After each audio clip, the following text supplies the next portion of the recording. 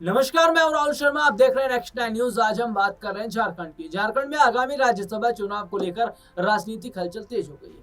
राज्य की 2 सीटों पर मई महीने में मतदान की संभावना है। 81 सदस्यीय झारखंड विधानसभा में विभिन्न दलों के सदस्यों की संख्या को देखते हुए सत्तारूढ़ गठबंधन मजबूत स्थिति में है। सत्ताधारी झारखंड मुक्ति मोर्चा, कांग्रेस, आरजेडी और भाकपा माले गठबंधन दोनों सीटें जीतने की स्थिति में है। लेकिन बिहार और असम के पुराने सियासी घटनाक्रम इस बार खेल बिगाड़ सकते। गौर करने वाली बात तो यह है कि इस वक्त राजनीतिक गलियारों में चर्चा है कि बिहार और असम विधानसभा चुनाव के दौरान हुए आपसी मतभेदों का साया इस चुनाव पर पड़ सकता है। बिहार चुनाव में आरजेडी ने जेएमएम को सीटें देने से इनकार कर दिया था।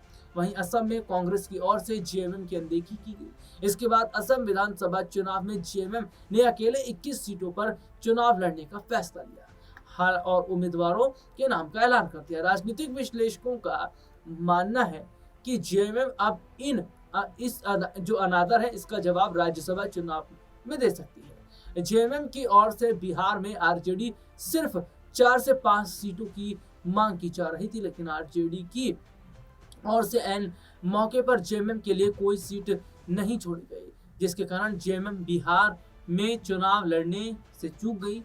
और सबसे बड़ी बात है, वर्तमान में एक सीट जो दिशोम गुरु शिबू सोरेन के निधन के बाद खाली है, जबकि दूसरी सीट भाजपा सांसद दीपक प्रकाश के कार्यकाल 21 जून को समाप्त होने पर रिक्त होगी। जेएमएम दोनों सीटों पर अपने उम्मीदवार उतारने की तैयारी में है।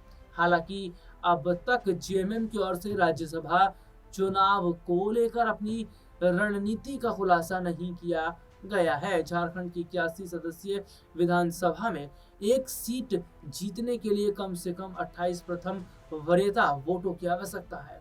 आंकड़ों के लिहाज से महागठबंधन के पास 56 विधायक हैं, जो दोनों सीटें जीतने के लिए पर्याप्त है। वहीं एनडीए के पास केवल 24 विधायक हैं और उन्हें एक सीट निकालने के लिए कम से कम 4 और विधायकों के समर्थन की जरूरत होगी।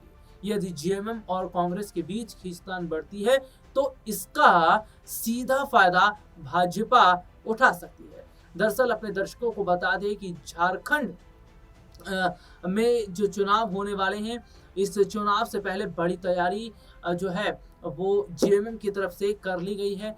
और यहाँ पर एक दिलचस्प बात जो है वो ये भी देखने को मिल रही है कि जहां झारखंड के अंदर आने वाले वक्त में जेएमएम और बीजेपी के गठबंधन की बात चल रही है, तो वहीं दूसरी तरफ ये भी माना जा रहा है कि कांग्रेस के जो विधायक हैं वो टूट कर या तो बीजेपी या फिर जेएमएम की तरफ जा सकते हैं। अब आगामी समय में देखना होगा कि क्या जैसे कि जो शिबू सोरेन के निधन के बाद जो सीट खाली हुई, क्या उस पर जेएमएम काफी समय में ही विपरीत परिस्थितियों में राजनीति में आकर प्रभाव कायम करने वाले मुख्यमंत्री हेमंत सोरेन की पत्नी और गांडे की विधायक कल्पना सोरेन का अगला ठिकाना राज्यसभा हो सकता है। राजनीतिक गलियारों में सुगबुगाहट है कि कल्पना सोरेन उच्च सदन का सदस्य बनकर झारखंड के मुद्दों को दिल्ली में उठाएंगी। हालांकि इसकी अभी आधिकारिक घोषणा नहीं हुई है। विधायक कल्पना सोरेन का राज्यसभा में जाना केवल एक व्यक्तिगत राजनीतिक उन्नयन नहीं होगा, बल्कि झारखंड मुक्ति मोर्चा और राज्य की राजनीति पर इसके कई व्यापक प्रभाव भी पड़ सकते हैं। कल्पना सोरेन को राज्यसभा भेजना पार्टी के भीतर एक नए नेतृत्व पंक्ति को स्थापित करने का संकेत होगा। इससे दिल्ली में पार्टी मजबूत होगी।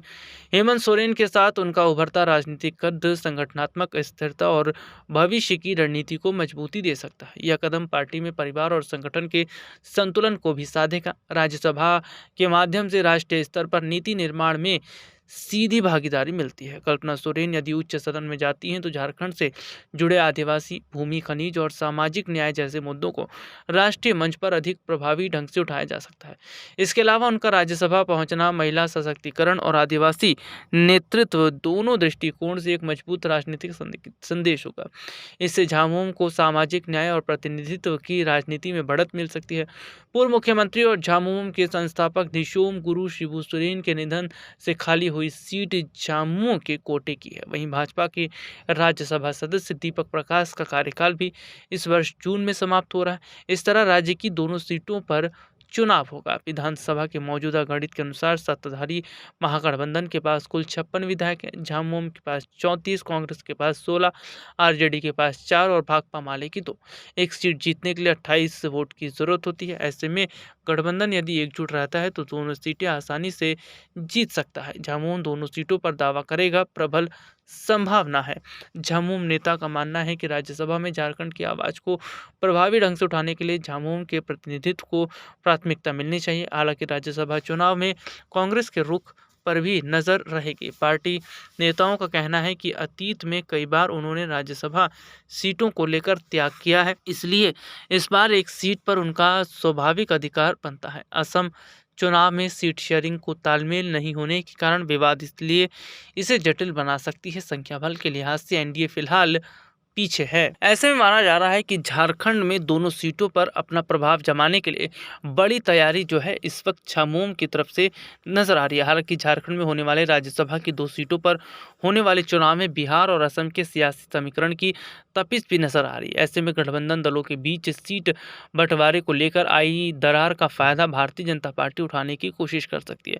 हालांकि संख्या बल के हिसाब से झारखंड विधानसभा में महागठबंधन अब भी मजबूत स्थिति में नजर आ रहा है। असम विधानसभा चुनाव में झामुमो के द्वारा उम्मीदवारों की घोषणा के बाद झामुमो कांग्रेस के बीच खटपट की स्थिति देखने को मिली। अब यही भाजपा के लिए सुनहरा अवसर बन सकता है। जेएमएम का दबदबा रहेगा। हालांकि झारखंड में जेएमएम ने बड़ी और मजबूत पकड़ बनाकर रखी हुई है। जिस तरीके से झारखंड के अंदर बड़ी मजबूत पकड़ मानी जाती है जेएमएम की, हेमंत सोरेन की, ये बताता है कि किस तरीके की तस्वीर इस वक्त झारखंड के अंदर है। हालांकि बीजेपी को यहाँ पर आने के लिए काफ़ी मशक्कत भी करनी पड़ेगी। जैसे कि गठबंधन की अगर मैं बात करूँ, गठबंधन की चर्चा चल रही थी जेएमएम और बीजेपी की, लेकिन शायद ऐसा लगता है कि जेएमएम और बीजेपी का जो गठबंधन है वो हो ना हो, लेकिन जेएमएम अपनी पकड़ झारखंड में और ज़्यादा मजबूत धीरे धीरे और बनाते नजर आएगी। फिलहाल मौजूदा समय में सरकार है जेएमएम की और मुख्यमंत्री हैं हेमंत सोरेन।